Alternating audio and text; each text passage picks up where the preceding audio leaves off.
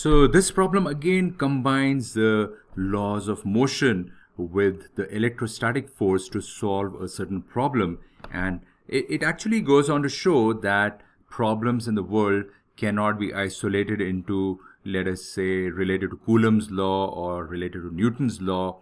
Real life problems always involve utilization of several laws to solve them, and this is one of them.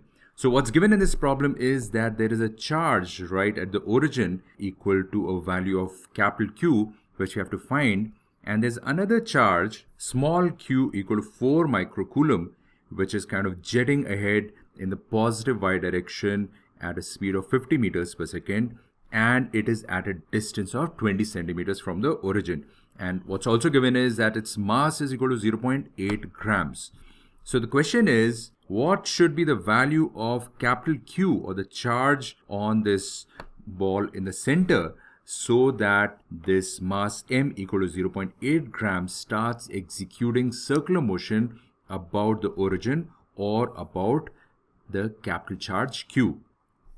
So this requires a simple understanding that if this mass is to do circular motion, then it needs to be provided certain centripetal force, and this centripetal force would be provided by the electrostatic force between this charge and this charge. So let's go ahead and write the equation force is equal to mass into acceleration, the very basic equation of Newton's second law of motion.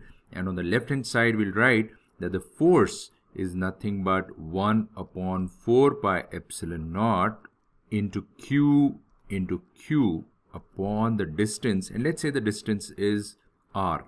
It's given as 20 centimeter, but let's assume that is equal to r. So we'll square this. So this force, which is on this mass on account of electrostatic force, should equal to mass into the acceleration so produced, and the acceleration is centripetal in nature, and we write this is equal to v square upon r, where v is the velocity, which is again given as 50 meters per second, but let's go and assume it's v. So we'll work in variables, and since this force is directed in this direction, we'll have to put a negative sign over here.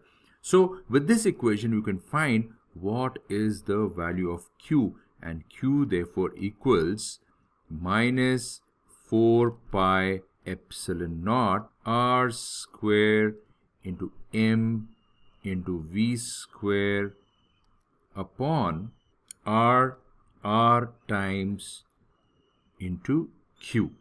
And you can see 1r is going to cancel, so what you get is q is equal to minus 4 pi epsilon naught r mv square divided by q. So you can go ahead and substitute the value of r, m, v and q to find the value of capital Q. It's all given in the problem. But what's important is to observe that the charge, the resulting charge Q, is negative in nature, which goes on to show that it is attracting small q because this is a positive charge and therefore providing the centripetal force.